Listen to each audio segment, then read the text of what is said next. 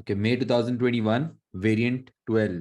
ठीक है, केस में रीड कर रहा हूँ। Let's read the case properly, ताकि हमारा जब आंसर हम लिखें तो it should be of very high quality ना।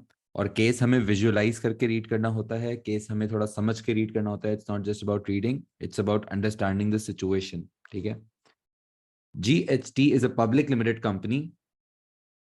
It produces steel products including gates and garage doors. ठीक है भाई, क्या करते हैं हम? We are a public limited company. Public limited company पता है ना? A company which is listed on stock exchange and can sell their shares to the general public, है ना? पब्लिक लिमिटेड कंपनी वो कंपनी जो स्टॉक एक्सचेंज में listed होती है और वो अपने आप they can actually sell their shares to the general public. It produces steel products including gates and garage doors. GHT has a flat organizational structure and a short chain of command. Short chain of command का मतलब पता है ना? Short chain of command means that there are less levels of hierarchy. यानी कि बहुत ज़्यादा chain of command लंबा नहीं है। द कम्युनिकेशन फायदा होता है अगर हम शॉर्ट चेन ऑफ कमांड के साथ ऑपरेट करते हैं, तो क्या कोई बिजनेस को फायदे होते हैं? Like if they are having less levels of hierarchy. Flat structure होता है कि जैसे अगर फॉर एग्जांपल मेरे पास ये सीनियर बॉस हैं, फिर मेजॉरिटी इंप्लॉइज जो है ना, समझो अगर मैंने अपनी ऑर्गेनाइजेशन को इस तरह से स्ट्रक्चर किया हुआ है जहां पे like there is a wide span of control and chain of command is short, इसको कहते हैं फ्लैट स्ट्रक्चर, फ्लैट। लेकिन अगर यही ऑर्गेनाइजेशन को मैं चाहूं तो अगर मैं यूं कर दूं,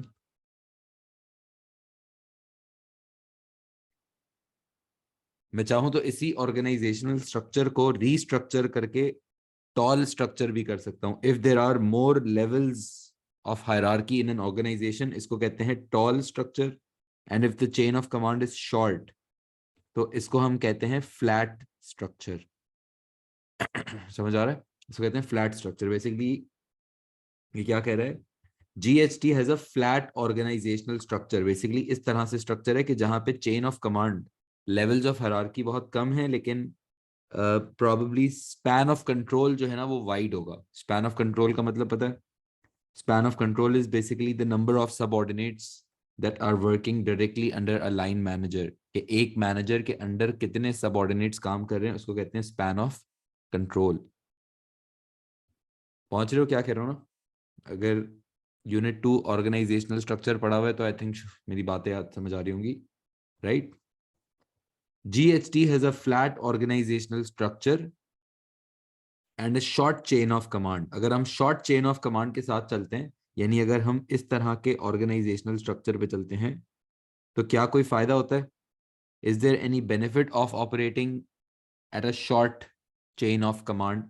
सबसे पहला फायदा तो ये होता है कि आपकी कम्युनिकेशन थोड़ी फास्ट रहती है, क्योंकि the information will have to pass down fewer levels. लेकिन अगर आपकी organisation structure, if it would have been a tall structure, then the information or the communication will have to pass down a lot of levels. तो फिर जितना short chain of command होगा, उतना communication effective होने के chances, जितने levels कम होंगे उतना मैसेज डिस्टॉर्ट होने के चांसेस कम होंगे, है ना? और प्लस एक और सबसे जो मेजर बेनिफिट होता है वो डेलीगेशन। यानी कि जितना आपका स्पैन ऑफ कंट्रोल वाइड होगा, जितना एक लाइन मैनेजर का स्पैन ऑफ कंट्रोल वाइड होगा, वो उतना ज्यादा डेलीगेट करना चाहेगा, उतना ज्यादा डिसीजन मेकिंग को पास ऑन करना चाहेगा, because a single manager can not just control everyone, right? तो फिर जितना आपका स्पैन ऑफ कंट्रोल वाइड होगा, the more delegation levels there would be, as the manager will have to trust his or her subordinates, ताकि वो फिर अपना काम या मेजर काम जो है उस पर फोकस कर सके। समझ आ रहा है? फिर they are having a flat organizational structure and a short chain of command. GHT has many stakeholders. Yeah, GHT has many stakeholder groups including 600 employees. ठीक है, स्टेक होल्डर का मतलब पता है? स्टेक होल्डर्स की मुझे एग्जांपल दो। Give me the examples of different stakeholder groups in an organization. Banks, good. Banks होते हैं, government, suppliers, और एम्प्लॉइज, शेयर होल्डर्स, वो सारे लोग या वो all those group of people who are actually interested into a business activity, वो लोग जो हमारे बिजनेस डिसीजन से इम्पैक्ट होते हैं, अफेक्ट होते हैं, उनको कहते हैं स्टेक होल्डर ग्रुप्स। सही है। और हर बिजनेस का होता है, कोई एक स्कूल भी होगा ना, तो स्कूल में जैसे तुम लोग स्टूडेंट्स भी स्टेक होल्डर्स होते हैं, एम्प्लॉइज जो होते हैं वो भी स्टेक होल्डर्स होते हैं। बैंक से अगर कोई फाइनेंशियल ट्रांजैक्शन होती है, पैसे वगैरह फीस वगैरह आती जाती है, बैंक भी स्टेक होल्डर्स होते हैं। फिर इसके अलावा सप्लायर्स जिनसे प्रिंटिंग का काम करवाते हैं, जिनसे मे बी यूटिलिटीज की सप्लाई लेते हैं, वो भी स्टेक होल्डर्स होते हैं। Stakeholders are all those groups who are affected और interested into a business activity, उनको कहते हैं stakeholders. GHT has many stakeholder groups, including 600 employees. The managing director is considering introducing job rotation to improve employee motivation. ठीक है, job rotation का मतलब पता है?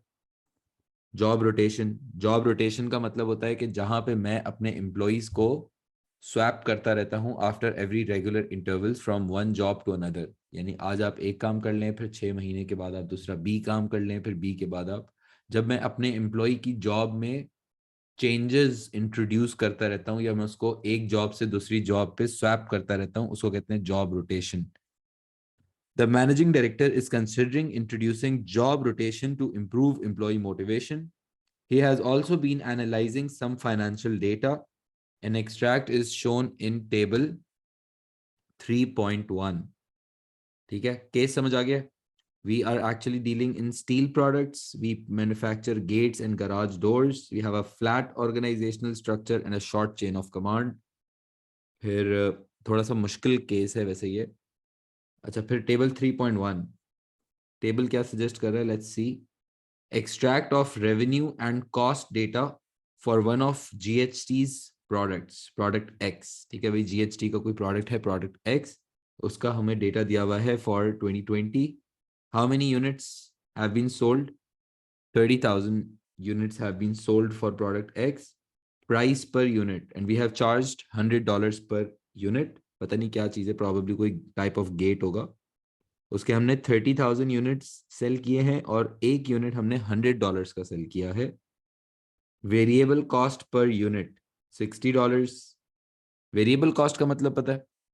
वेरिएबल कॉस्ट वो सारी कॉस्ट्स या वो सारे एक्सपेंसेस जो मेरे आउटपुट के साथ चेंज होता होगा। फॉर एग्जांपल, अगर हम, चलो तुम लोग बताओ, अगर हम गेट्स बनाते हैं, सब आप कोई भी गेट विजुलाइज कर लो, स्टील गेट्स, कोई भी घर का गेट हो सकता है, या तो गेट बनाने के लिए मेरी वेरिएबल कॉस्ट्स क्या होंगी? Give me example of a variable cost for manufacturing gates. Raw material में क्या होगा? वेजेस होंगी, मेटल होगा, गुड, कोई उस पर पॉलिश वगैरह होती होगी, कोई स्टील का काम होगा। बहुत अच्छे, पहुंच गए, वेरी नाइस। सही है। यानी the variable cost for each unit is $60, यानी कि एक यूनिट बनाने पे $60 की वेरिएबल कॉस्ट आती है। Fixed cost $900,000। ठीक है भाई। और फिक्स्ड कॉस्ट पता है, वो खर्चे जो मेरे आउटपुट के साथ चेंज नहीं होते। अच्छा, क्या फिक्स्ड कॉस्ट, मुझे बताओ, फिक्स्ड कॉस्ट क्या हमेशा फिक्स्ड कॉस्ट होती है? क्या फिक्स्ड कॉस्ट कभी चेंज नहीं हो सकती? हम्म, फिक्स्ड कॉस्ट क्या कभी चेंज हो सकती, नहीं हो सकती? नहीं हो सकती। चेंज हो सकती है। It can change, it changes. सही है। It might change with time, it might change such as आपकी सैलरीज इंक्रीज होती हैं, आपका रेंट इंक्रीज होता है। There are, the fixed cost can change with time, वक्त के साथ चेंज हो जाती है, आउटपुट के साथ चेंज नहीं होती। आप 100 यूनिट्स बनाओ, आप 200 यूनिट्स बनाओ, आप 10,000 बनाओ, आप 30,000 बनाओ, फिक्स्ड कॉस्ट आउटपुट के साथ चेंज नहीं होती। और ब्रेक इवन आउटपुट भी दिया हुआ है 22,500 यूनिट्स। अच्छा, ब्रेक इवन भी दिया हुआ है भाई।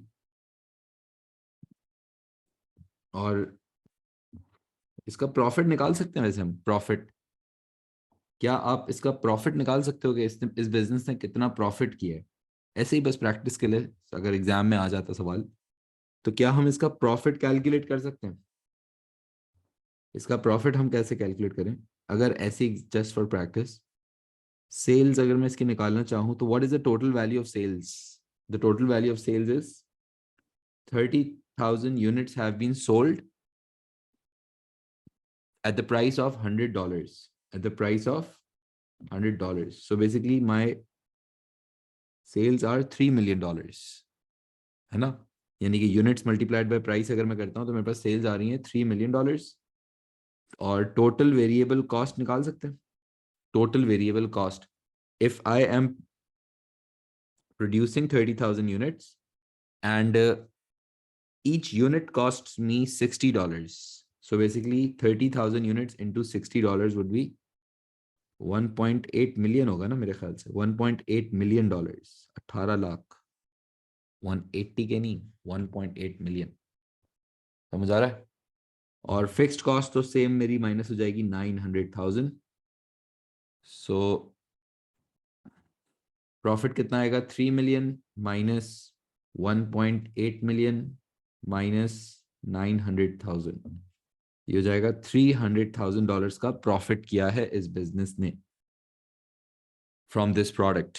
सही है? सिर्फ मैं आपको कैलकुलेट करना सिखा रहा हूं कि अगर एग्जाम में प्रॉफिट कैलकुलेशन कहता तो मैं प्रॉफिट भी निकाल सकता हूं. अभी तो इस वाले क्वेश्चन में से नहीं पूछा, लेकिन just in case for practice.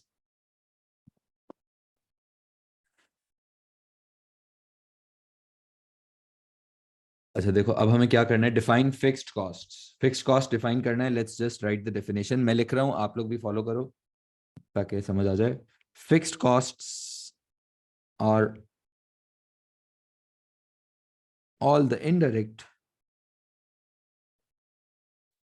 या all the इसके लिए हो सकता है fixed costs are all the overheads which do not change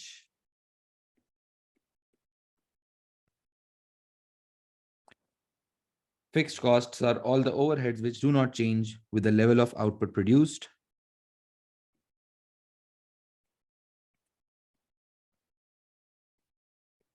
Fixed costs are all the overheads which do not change with the level of output produced, such as give me examples of fixed costs. No, wages नहीं, wages are variable. Fixed costs की examples क्या होंगी? Such as rent and salaries. सही है? और basic examples लिखा करो. Rent, salaries, interest on loan. Interest on loan भी जो होता है वो फिक्स्ड होता है. और इसके अलावा अगर कोई इंश्योरेंस आपने करवाई है तो इंश्योरेंस का अगर आप कोई कॉस्ट पे करते हो जिसको हम इंश्योरेंस प्रीमियम कहते हैं, इंश्योरेंस प्रीमियम भी आपका इंश्योरेंस कराते हैं ना जैसे गाड़ी वगैरह की, तो उसकी पेमेंट भी एक फिक्स्ड कॉस्ट होती है. सही है? वैसे कोई भी एक या दो examples would be enough. Part B, calculate the margin of safety for product X in 2020. Calculate the margin of safety. Margin of safety का फॉर्मूला है ऐसा कोई इंसान जिसको याद है? बताओ. मार्जिन ऑफ सेफ्टी का मतलब बता देता हूँ. गुड. वैसे मार्जिन ऑफ सेफ्टी का मतलब होता है कि जितने आपने यूनिट्स बनाए, बेसिकली जितने यूनिट्स बेचे आपने और जितने पे आपने ब्रेक इवन किया. ब्रेक इवन क्या होता है? Basically they would have to sell 22,500 units in order to cover up for their total cost. Break even होता है no profit no loss situation basically. तो 22,500 गेट्स इनको बेचने पड़े होंगे टू कवर देयर खर्चे. सही है? और इन्होंने सेल कितने किए? 30,000. Basically their break even is 22,500 and they have actually sold out 30,000 units.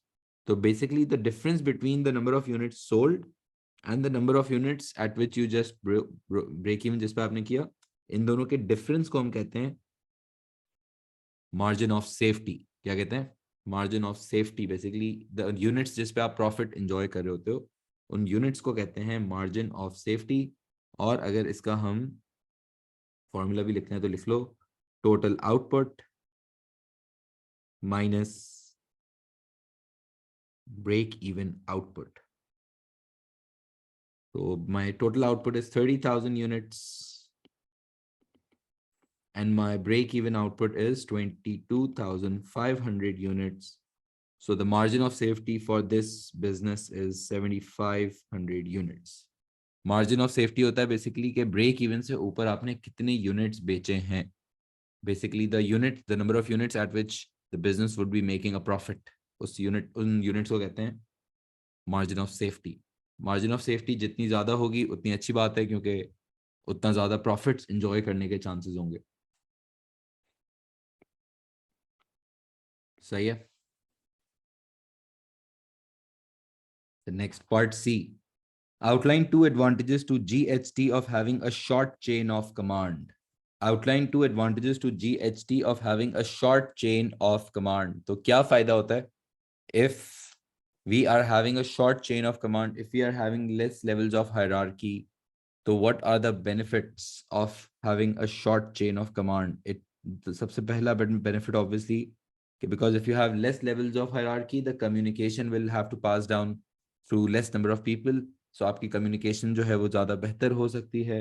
और जो second major benefit होता है, ये भी बहुत अच्छा point है, that upper management would be less remote. ये बहुत अच्छा point है. और एक और भी फिट पॉइंट, डेलीगेशन का एक और हम पॉइंट लिख सकते हैं कि जितना आपका चेन ऑफ कमांड शॉर्ट होगा तो उतना प्रॉबेबली आपका स्पैन ऑफ कंट्रोल वाइड होगा. प्रॉबेबली जितना शॉर्ट चेन ऑफ कमांड होगा उतने आप ज्यादा सबऑर्डिनेट्स डायरेक्टली शायद कंट्रोल कर रहे होगे, तो फिर उसमें डेलीगेशन लेवल भी ज्यादा होता है. ठीक है, जिससे मोटिवेशन के ऊपर पॉजिटिव इम्पैक्ट्स होते हैं. And I will write these 2 points, but I also have to make sure कि मैं जो है वो इस केस को नहीं भूलूं. मैं किसी ना किसी तरह इसमें मैं कोई वर्ड 600 एम्प्लॉइज, कुछ कोई ना कोई gates, garage doors, somehow I need to just write these words also. So yeah, outline 2 advantages to GHT of having a short chain of command. Short chain of command will allow faster communication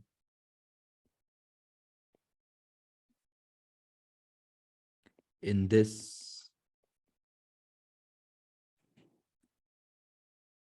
short chain of command will allow faster communication in this, क्या business का नाम है, in this business, as the message. Short chain of command will allow faster communication in this business as the message will pass through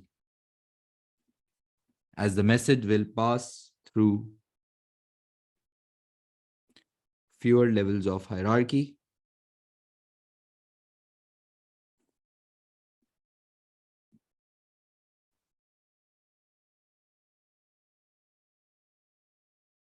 as the message will pass through fewer levels of hierarchy, leading to effective decision making.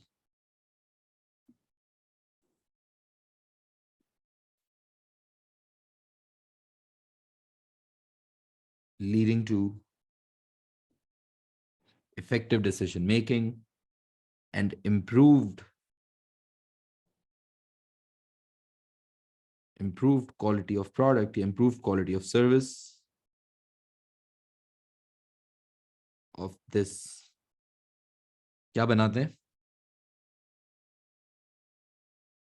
So quality of service of this steel product business.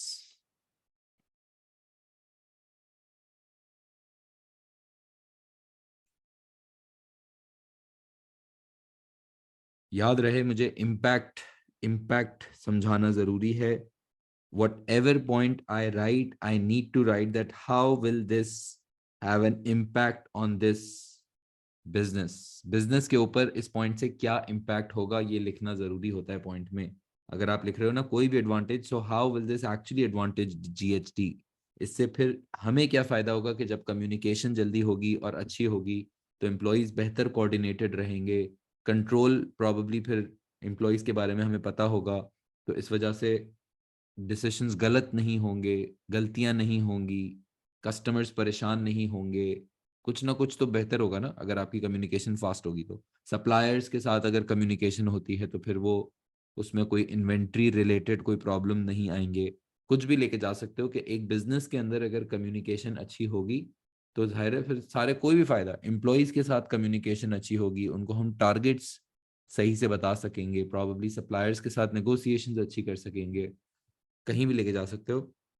तो the point is Communication can get better. And second, short chain of command.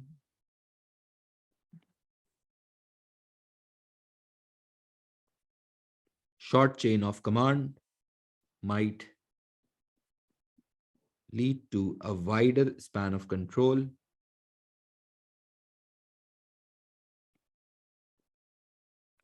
and the manager may be more willing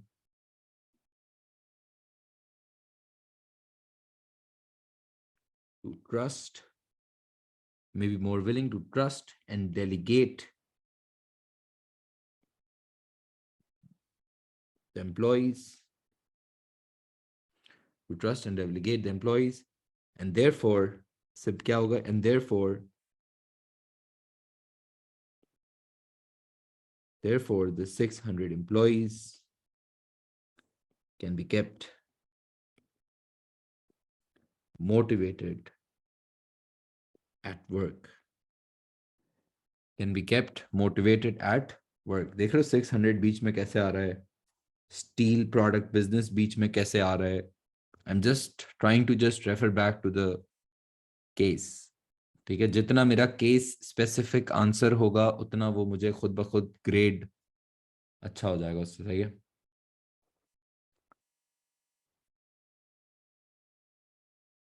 part D, explain one advantage and one disadvantage to GHT of using job rotation to improve employee motivation. job rotation से क्या benefit होगा motivation के लिए अगर हम job rotation use करते हैं तो क्या, बताओ भाई, क्या फायदे होंगे अगर हम जॉब रोटेशन यूज करते हैं तो. व्हाट इज द बेनिफिट, किसको बताना है? बेनिफिट टू जीएचटी, हाँ, not to employees. We have to focus our answer on GHT. कुछ बच्चे गलती ये करते हैं कि वो एम्प्लॉइज का लिखते हैं कि जॉब रोटेशन से जो है वो एम्प्लॉय को नई वैरायटी मिलेगी तो फिर वो करियर उसका एक बढ़ जाएगा, कल को उसके प्रमोशन प्रोस्पेक्ट्स बेहतर हो जाएंगे, उसकी स्किल्स डेवलप हो जाएंगी. एम्प्लॉय को फायदा नहीं बताना है, मुझे फायदा बताना है कि जीएचटी को क्या फायदा होगा अगर एम्प्लॉय. अच्छा, एक सबसे बड़ा एडवांटेज होता है कि जब आप जॉब रोटेशन करते हो तो इसमें आपके एम्प्लॉयज मल्टी स्किल्ड हो जाते हैं and as they will be doing different jobs at regular intervals, so they will be trained in a lot of different task. Job rotation का मतलब होता है कि आज अगर आप ए काम कर रहे हैं तो 6 मंथ्स के बाद, आफ्टर 6 मंथ्स, हम आपको काम स्विच करके बी पे लेके चले जाएंगे. फिर बी के बाद 6-8 महीने बाद आपको स्विच करके किसी और उस पर लेके जाएंगे. तो जॉब रोटेशन से मोटिवेशन क्यों नहीं बढ़ती भाई? जॉब रोटेशन से क्या मोटिवेट होते हैं एम्प्लॉइज? कुछ हम ये भी कह सकते हैं कि some of the employees may feel like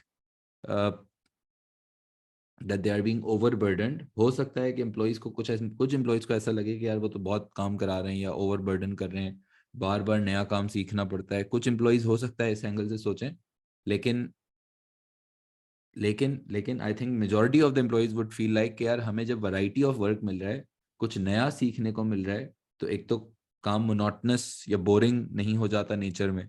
कुछ ना कुछ नया, कुछ ना कुछ वैरायटी आपको इंटरेस्टेड रखती है काम के अंदर. प्लस अगर आप कल को मल्टी स्किल्ड एम्प्लॉइज होते हो, आपने डिफरेंट एरियाज का काम सीखा हुआ होता है, तो आपकी फिर उसमें आगे वर्थ भी होती है, एम्प्लॉइज का फायदा भी होता है उसमें. लेकिन now we have to focus on GHT. So अच्छा, एक तो ये कि employees will get multi skilled because they will be doing different jobs at regular intervals, जो एक तरह से ट्रेनिंग हो जाती है.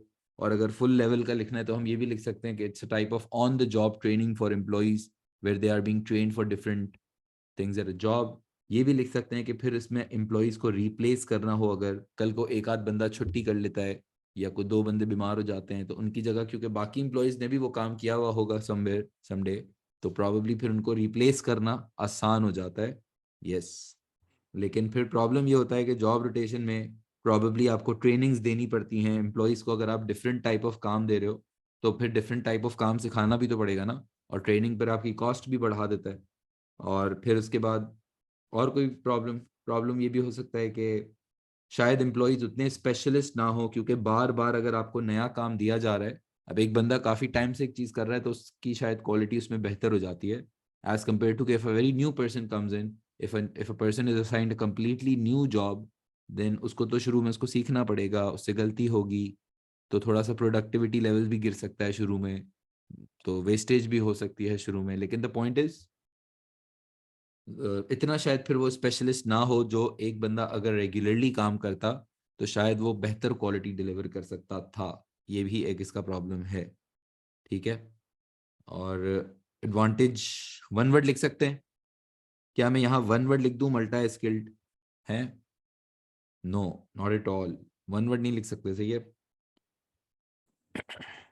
Job rotation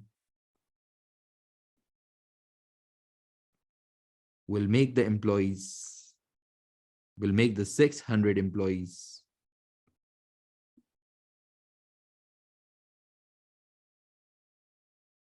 will make the 600 employees multi-skilled, multi-skilled भी कहते हैं, multi-skilled भी कहते हैं। Job rotation will make the 600 employees multi-skilled. Or explanation, as the employees will be assigned, as the employees will be assigned different tasks related to steel products,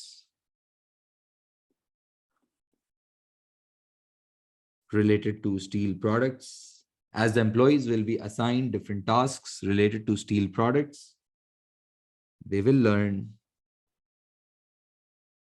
all types of jobs, and in case some of the employee is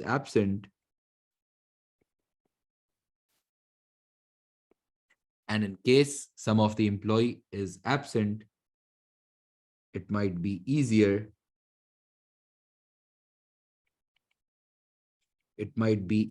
for GHT to replace.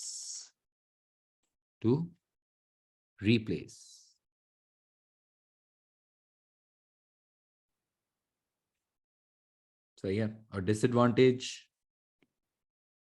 job rotation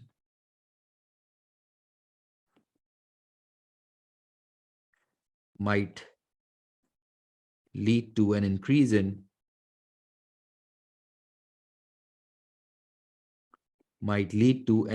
in training costs.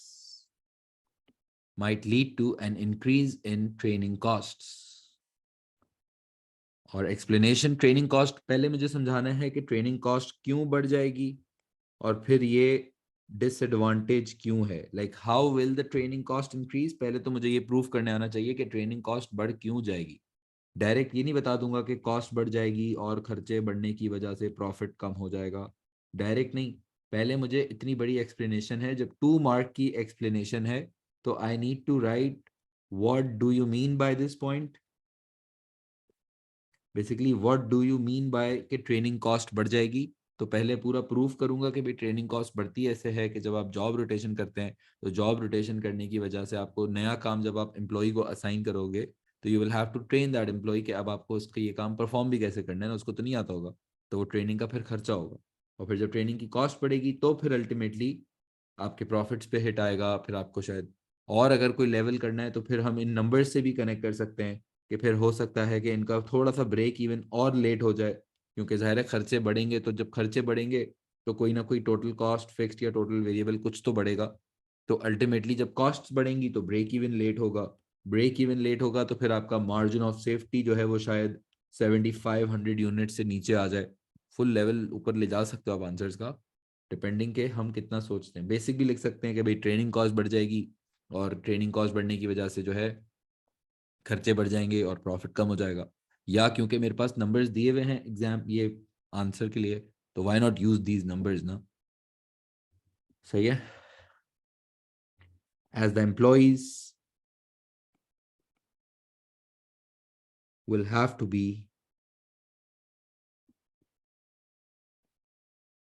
as employees will have to be explained about the new tasks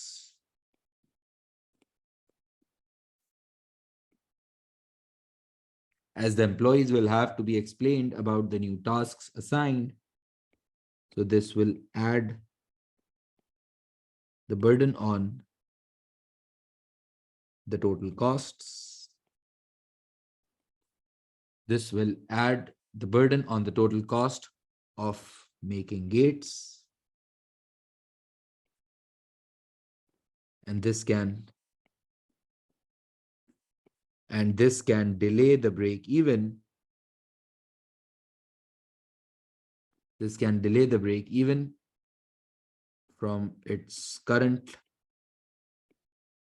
and this can delay the break even from its current level of 22,500 units. This will delay the break even from its current level of 22,500 units. देखो किस तरह से मैं numbers use कर रहा हूँ, किस तरह से मैं केस को नहीं छोड़ रहा हूँ, किस तरह से बीच में गेट्स आ गया. समझ आ रहा है? जीएचटी का नाम भी खैर ले रहा हूँ, लेकिन जीएचटी का नाम हम एप्लीकेशन काउंट नहीं करते. जो नेम ऑफ द कंपनी है या जो नेम ऑफ मेन कैरेक्टर होता है वो हम एप्लीकेशन लिख सकते हैं, मना नहीं है ऑब्वियसली, बट हम इसको एप्लीकेशन काउंट नहीं करेंगे. And in 6 marker I have to make sure that I am applying at least 2 times. I should try to apply more than 2 times at least, लेकिन कम से कम 2 दफा तो करना ही करना होता है. सही है. और last part, part E. Part E,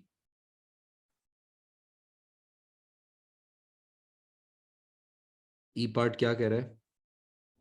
do you think the shareholders are the most important stakeholder group to the success of a limited company? कैसा जबरदस्त सवाल है. Do you think the shareholders कौन लोग होते हैं? जो पैसे इन्वेस्ट करते हैं कंपनी में, and they are basically some percentage owners of the company, and they go in the annual general meeting, and annual general meeting में जाके ये लोग जो हैं वो देते हैं वोट, और वोट करके रखते हैं डायरेक्टर्स, और डायरेक्टर्स जो हैं फिर वो कंपनी चला रहे होते हैं. सही है? स्ट्रक्चर समझ आता है? शेयर होल्डर्स वो लोग होते हैं जो बेसिकली कंपनी के शेयर्स बाय किए होते हैं उन्होंने, and these people are considered to be the owners of companies, and annually they have to go to the meeting called annual general meeting, and in the annual general meeting वो देते हैं votes होते हैं उनकी voting power के हिसाब से, उनकी शेयर होल्डिंग के हिसाब से. जिसके पास जितने ज्यादा शेयर्स होंगे वो उतने ज्यादा वोट दे सकता है, और फिर वोट देने के बाद वो रखते हैं, इलेक्ट करते हैं हर साल डायरेक्टर्स को, and then the directors are responsible to run this company on behalf of the owners, on behalf of the shareholders. सही है? तो do you think the shareholders are the most important stakeholder group? Stakeholder group तो बहुत सारे होते हैं. Stake holder तो employees भी होते हैं, स्टेक होल्डर तो कस्टमर्स, बैंक्स, गवर्नमेंट, सप्लायर्स, ये लोग सारे स्टेक होल्डर्स होते हैं. शेयर होल्डर भी होते हैं डेफिनेटली, बैंक शेयर होल्डर भी होता है एक stakeholder, but shareholder is just one of the stakeholder group. Shareholder भी एक स्टेक होल्डर होता है. स्टेक का मतलब होता है, ये जो स्टेक का वर्ड है ना, स्टेक का मतलब होता है इंटरेस्ट. इंटरेस्ट होल्डर्स इसको कहते हैं, इंटरेस्ट होल्डर्स. और इंटरेस्ट तो शेयर होल्डर्स भी होल्ड करते हैं, but there are lot of other groups who will be holding interest into the organisations activity. सही है? Do you think the shareholders are the most important stakeholder group to the success of a limited company? Justify your answer. So this is a 6-mark question, and 6-mark question will have to be one-sided or two-sided? One-sided or two-sided answer लिखूं? Two-sided, good. तो अब हमें दोनों sides की story समझानी होगी. कि share holders क्यों इंपॉर्टेंट होते हैं. शेयर होल्डर्स इसलिए इंपॉर्टेंट होते हैं, मैं तुम लोगों को समझाता हूँ. नहीं, देखो, शेयर होल्डर्स जो हैं वो डेली डिसीजंस में इन्वॉल्व नहीं होते. तो शेयर होल्डर्स का सिर्फ फाइनेंशियल ताल्लुक होता है कंपनी के साथ, बाकी इसके अलावा एक्सपर्टीज वगैरह इनका सीन कोई नहीं है. तो मैं बताता हूँ शेयर होल्डर क्यों इंपॉर्टेंट होते हैं. क्योंकि शेयर होल्डर वो इंसान होते हैं जिन्होंने डायरेक्टर्स को वोट दे के कंपनी रन करने का एक तरह से अपना रिप्रेजेंटेटिव बनाया होता है. समझ आ रहे? अगर मैंने लेट्स से किसी कंपनी के शेयर्स खरीदे, मैंने अगर नेस्ले के शेयर्स खरीदे, तो मैं नेस्ले तो नहीं चला जाऊंगा, but I can go at, वो भी जरूरी नहीं है, but I can go at the annual general meeting of Nestle, and I can vote the person I like, कि ये बंदा मुझे डायरेक्टर चाहिए, ये बंदा मुझे, अब मेरी जितनी वोटिंग पावर होगी वो उतनी वोटिंग पावर के हिसाब से मैं वोट दे सकता हूँ। बट मैं नेस्ले तो नहीं चला जाऊंगा, मैंने डायरेक्टर रखा हुआ होगा समझो अपनी वोटिंग से, जो मेरी परसेंटेज है उसके हिसाब से। समझ आ रहा है? और shareholders are generally considered to be the primary, the main stakeholder, because director उन्हीं को तो रिप्रेजेंट कर रहे होते हैं। Directors are the representatives of the owners, right? So owners, yes they are very important, और directors generally ज्यादातर फैसले शेयर होल्डर्स को सेटिस्फाई करने के लिए करते होंगे कि शेयर होल्डर्स खुश रहें। लेट्स से अगर ये कहते हैं कि हमें अपने एम्प्लॉयज की सैलरी कम करनी है, ठीक है, एम्प्लॉयज की सैलरी कम करनी है, तो एम्प्लॉयज की सैलरी अगर मैं कम करता हूँ तो शायद अगर मैं एम्प्लॉय के परस्पेक्टिव से सोचूंगा तो एम्प्लॉय तो नाराज हो जाएगा, लेकिन हो सकता है कि एम्प्लॉय की सैलरी से हमारा प्रॉफिट बढ़ जाए, और प्रॉफिट बढ़ने की वजह से मेरा शेयर होल्डर खुश भी हो जाए, ऐसा भी हो सकता है। यानी कि the same decision to cut down on salaries can lead to the dissatisfied one stakeholder group and the satisfied another stakeholder group, ये भी हो सकता है। लेकिन अगर डायरेक्टर जो है ना, अब समझ आएगा, अब सुनना, अगर डायरेक्टर शेयर होल्डर को प्राइमरी, अपना मेन शेयर होल्डर को स्टेक होल्डर समझते हैं, तो समझ सकते हैं, वैसे कमर्शियली शायद यही होता होगा। जाहिर है शेयर डायरेक्टर्स को तो चाहिए कि वो प्रॉफिट ज़्यादा से ज़्यादा करें, ताकि जब प्रॉफिट ज़्यादा होगा तो शेयर होल्डर खुश रहेगा, शेयर होल्डर खुश रहेगा तो अल्टीमेटली डायरेक्टर्स को वोट मिलेंगे अगले साल। डायरेक्टर्स अगर अच्छा परफॉर्म करके देंगे कंपनी को, शेयर होल्डर सेटिस्फाइड होंगे, तो फिर डायरेक्टर ही अच्छा डायरेक्टर शायद कहलाता है। लेकिन अब जो मॉडर्न कॉन्सेप्ट है वो ये कहता है कि apart from share holders every other, तुम लोग बताओ, बल्कि चलो अगर आप फॉलो की डिस्कशन पूरी, तो क्या एम्प्लॉयज के बगैर एक बिजनेस चल सकता है? तुम लोग भी स्कूल जाते हो, उसमें चलो ओनर्स जो होते हैं वो बहुत इंपॉर्टेंट होते हैं डायरेक्टर्स के लिए, लेकिन जो एम्प्लॉय है, अगर एम्प्लॉयज ना हो तो क्या एक स्कूल हम ऑपरेट कर सकते हैं without employees, no employees? Tell me, क्या ओनर अकेला पूरा स्कूल चला सकता है? नहीं हो सकता ना। क्या कस्टमर्स के बगैर चल सकता है? तुम लोग कस्टमर्स हो लेट्स से अगर, तो क्या स्टूडेंट्स के बगैर एक स्कूल चल सकता है? नहीं चल सकता। कैसे कैसे चल सकता है? मतलब गवर्नमेंट नहीं हो, बैंक ना हो, सारे फीस कैश में हो, फाइनेंशियल सारे पैसे हाथ में लेके आ रहे हैं बच्चे इतने सारे, ऐसे तो नहीं हो सकता। समझ आया? द पॉइंट इज कि every stakeholder is an equal stakeholder in the modern world. दुनिया में अब यही कहा जाता है कि ठीक है शेयर होल्डर्स भी बहुत इंपॉर्टेंट होते हैं, लेकिन इट दिस डॉट मीन कि मेरे बाकी के जो स्टेक होल्डर्स हैं वो इंपॉर्टेंट नहीं है। All the stakeholders should be given equal importance. This is what the modern concept suggests. और एग्जाम में भी हम कह सकते हैं कि हाँ भाई शेयर होल्डर एक बहुत इंपॉर्टेंट स्टेक होल्डर होता है, और यस डायरेक्टर्स उनको खुश, उनको सेटिस्फाइड रखें अपनी परफॉर्मेंस से, लेकिन it's not just about share holders, it's also about all other stakeholders. We cannot exploit employees just to make my shareholders happy. I cannot exploit my customers to make my share. Everyone should be given equal importance. हाँ, ये नहीं हो सकता कि मेरे सारे ही stake holder हर वक्त खुश हो जाएं। कोई भी डिसीजन लूंगा किसी को शायद अच्छा लगेगा, किसी को बुरा लगेगा, लेकिन it this should not mean that share holder को कभी बुरा ना लगे। दिस शुड नॉट मीन कि मैं शेयर होल्डर पे कभी कॉम्प्रोमाइज ही ना करूं।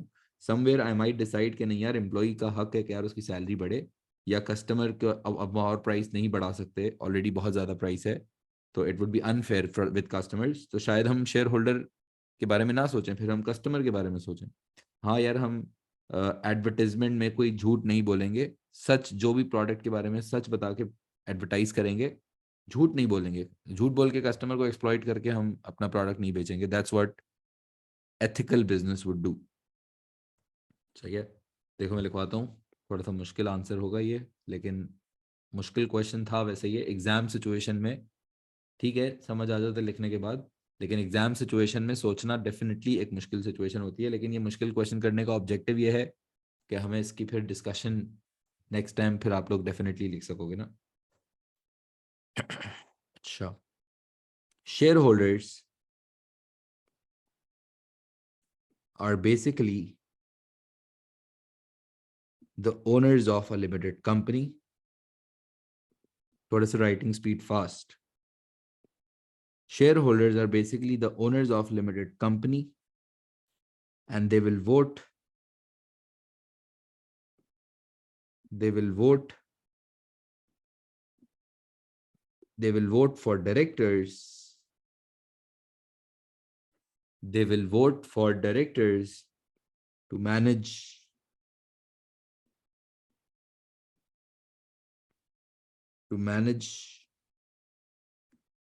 the company like this steel product business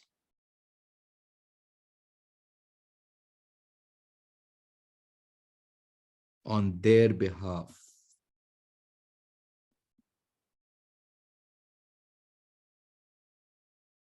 Like this steel product business on their behalf. Directors may want to take decisions,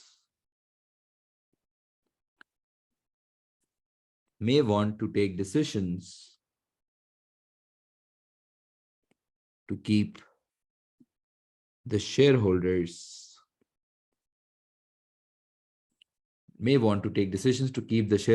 always satisfied. However, to keep the shareholders always satisfied. However,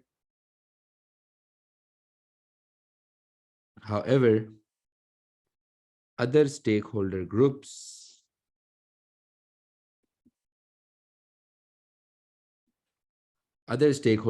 are also very important,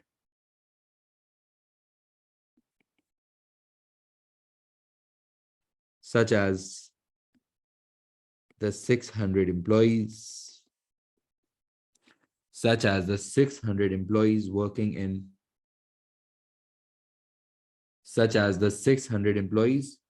working in GHT, as without their service,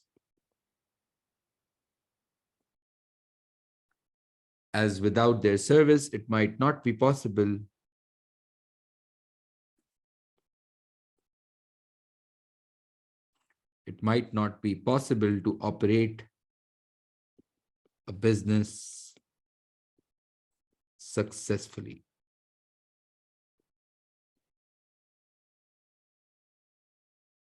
As without their service, it might not be possible to operate a business successfully. And now I will have to conclude. Overall, अब इसने क्या कहा था? Do you think ना? Requirement में ऊपर लिखा हुआ है do you think. तो मैं अपना जब opinion दूंगा, overall, I think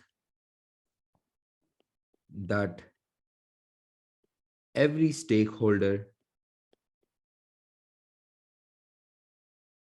should be given equal importance, and a business should operate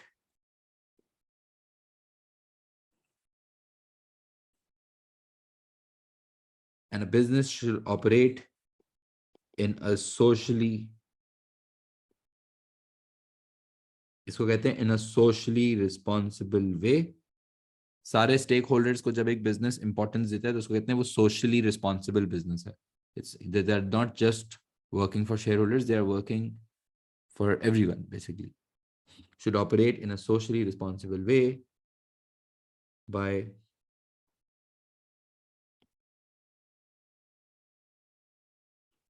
making sure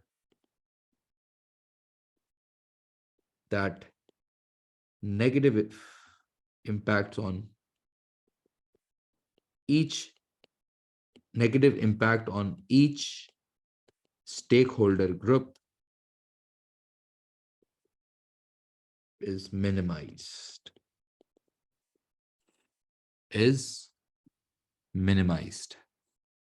यानी कि हमें कोशिश ये करनी होती है, बेस्ट तो ये होता है that a business try to operate in a socially responsible way by by making sure that they're not just making all the policies to satisfy the shareholders only.